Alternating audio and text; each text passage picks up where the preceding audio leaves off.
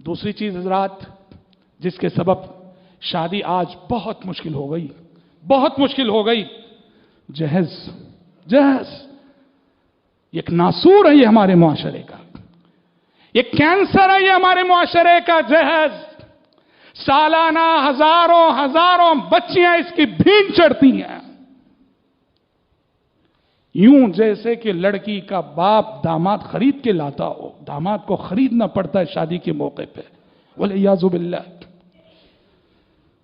غریبوں کا تو یہ حال ہے، اس جہیز کی رسم کی وجہ سے، اس جہیز کی روایت کی وجہ سے غریب اپنی بچی کے لیے بچپن سے جہیز جمع کرتا ہے۔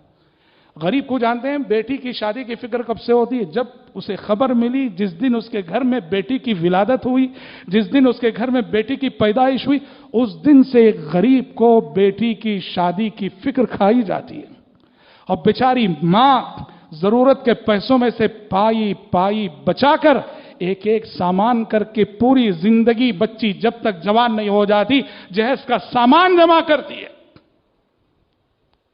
ہم سب ذمہ دار ہیں اس ماحول کی، ہم سب ذمہ دار، جو لوگ بھی جہیز کا لین دین کرتے ہیں، جہیز کا ڈیمانڈ کرتے ہیں، وہ سب ذمہ دار ہیں اس کے۔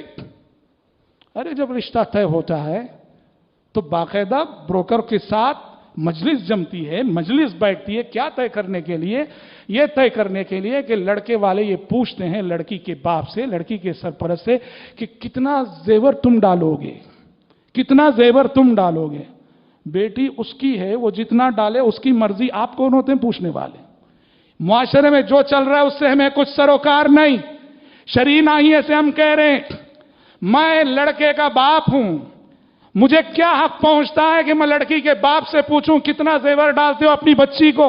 ارے اس کی بیٹی ہے، اس کی جتنی سکت ہے، اس کی جو استطاعت ہے وہ ڈالے گا۔ اصل مسئلہ کیا ہے جانتے ہیں؟ مسئلہ یہ ہے ہمارے معاشرے میں ایک باپ اپنی بیٹی کو جو زیور ڈالتا ہے، معاشرہ میں یہ سمجھتا ہوں لڑکے کا باپ ہونے کی حیثیت سے وہ سارا زیور ہمارا ہے، آئندہ چل کے یہ مال ہمارا ہونے والا ہے۔ لڑکی کا مال لڑکی کا مال ہے، کوئی اس پہ اپنی حقداری جتا نہیں سکتا، یاد رکھنا۔ شادی کے بعد بھی سلسلہ جاری رہتا ہے۔ جہیز کا مسئلہ ایسا نہیں کہ صرف شادی، جو لوگ شادی کے موقع پہ جہیز لیتے ہیں وہ شادی کے بعد بھی وہ عادت پڑ جاتی ہے، تو بھیک مانگنے کی عادت پڑ جاتی ہے، اور بھکاریوں کی نئی قسم آئی ہے، بچی کو پریشان کرتے ہیں، ٹینشن دیتے ہیں، اور اگر سسرال میں اسے چین سے رہنا ہے ہر سال کچھ نہ کچھ لا کے گھاس ڈالتے رہنا ہے، اپنے باپ سے لا کر اپنے بھائیوں سے مانگ کے لا کے سسرال میں گھاس ڈالتی رہے گی، سسرال میں زندگی چین سے گزرے گی۔ جس دن وہ گھاس لا کے ڈالنا بند کر دے گی، سب ستانے والے، وہ شوہر بھی ستانے والا، ساس بھی ستانے والی، وہ نڑن ہونے والی بھی ستانے والی، ہماری بچیوں کی زندگیوں کو جہنم بنا رکھا ہے جہیز کی رسم نے۔ دیکھیے اردو ادب کی تاریخ میں ایک شاعر گزرے، میر تقی میر تک، بہت بڑے شاعر، ان کا ایک واقعہ چھوٹا سا، لیکن بعض لوگوں نے کہا کہ میر تقی میر کا نہیں کسی اور شاعر کا ہے، بعض لوگوں نے کہا کہ نہیں یہ میر تقی میر کا واقعہ۔ بہرحال واقعے کی نسبت میں اختلاف ضرور ہے، مشہور یہ ہے کہ وہ میر تقی میر کا ہی واقعہ ہے۔ میر تقی میر کی ایک بیٹی تھی جو وہ خود شاعر تھے اور بیٹی بھی شاعرہ تھی، اور میر تقی میر نے بڑی مشقت سے، بڑی تکلیف سے اپنی بیٹی کی شادی کی نکاح کیا، اور شادی میں اتنا خرچ کیا اور سسرال والوں نے اتنا جہیز مانگا کہ خوب جہیز دیا، نوازا اور بیٹی کو رخصت کیا، اور بعد میں بیٹی نے باپ کی زندگی دیکھی اور کسی نے اسے تانا دیا کہ دیکھو تمہارے باپ نے تمہارا گھر بسانے کے لیے اپنا گھر اجاڑ لیا ہے، تمہارا گھر بسانے کے لیے اپنا گھر اجاڑ لیا ہے، اپنے گھر کو اجاڑ کر تمہارے باپ نے تمہارا گھر بسایا ہے۔ بیٹی بڑی حساس تھی، اسے اتنا صدمہ لاحق ہوا، اس صدمے سے وہ بچی انتقال کر گئی۔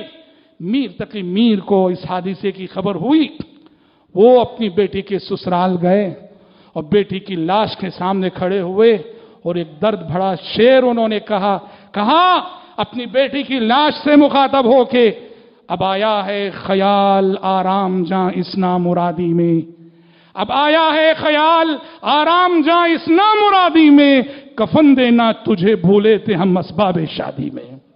کہا کہ بیٹا میں نے تجھے سب کچھ دیا ہے، جہیز دیا، کاش کے جہیز میں کفن کا ایک کپڑا بھی رکھ کے بھیج دیا ہوتا۔ मेरे नौजवान भाइयों, तौबा करो इस ज़हनियत से। आपके वालिदैन की यहां इताअत भी मां जोर डाले, बाप जोर डाले, दबाव डाले, जहेज लेना नहीं। जहां अल्लाह की नाफरमानी हो रही हो वहां मां बाप की इताअत नहीं। और कायदा याद रख लो, शरीयत ने जो तालीमात दी हैं, अज़रुए शरीयत, शादी का अज अव्वल ता आखिर पूरा खर्च लड़के पर है, लड़के वालों पर है। लड़की या लड़की के बाप पर इस्लाम में एक पैसे का खर्च नहीं, एक पैसे का। अगर शादी शरीयत के मुताबिक होती है तो लड़की पर, लड़की के बाप पर एक पैसे का खर्च नहीं है। लड़की का बाप सिर्फ बेटी देने का पाबंद है, वो जोड़ा देने का भी पाबंद नहीं, घोड़ा देने के भी पाबंद नहीं, कोई और चीज देने का पाबंद नहीं। लड़की का बाप सिर्फ और सिर्फ एक ही चीज देने के पाबंद है, वो है उसकी लड़की, अखलाक वाली लड़की, दीनदार लड़की, अखलाक के जेवर से सजी सजाई हुई लड़की, बस वो देने का पाबंद है। मैं हमारे नौजवानों से गुजारिश करूंगा, अगर आज मुझे सुनने वालों में इस मस्जिद में अगर 500 नौजवान हैं तो मेरे नौजवान साथियों, अहद करके उठो यहां से।